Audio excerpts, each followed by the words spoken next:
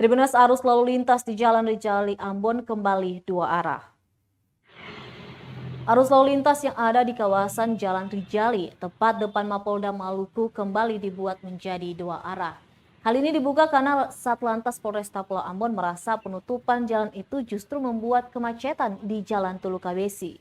Demikian disampaikan Kasat Lantas Polresta Ambon, Kompol Senja Pratama melalui telepon kepada tribunambon.com Kamis 14 April 2022.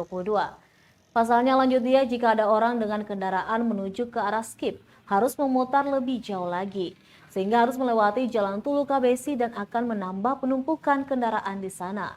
Pantauan tribunambon.com di lokasi barikade water barriers yang dulu dipasang tepat di pertigaan Jalan Rijali dan Jalan Patimura telah diangkat oleh petugas Satlantas Polresta Ambon.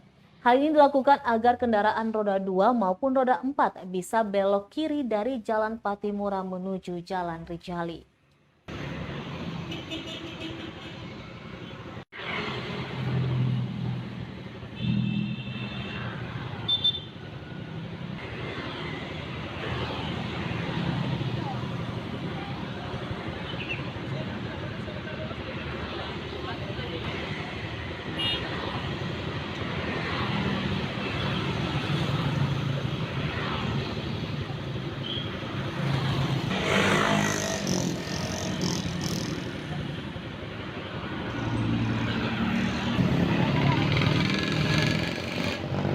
Terima kasih sudah nonton.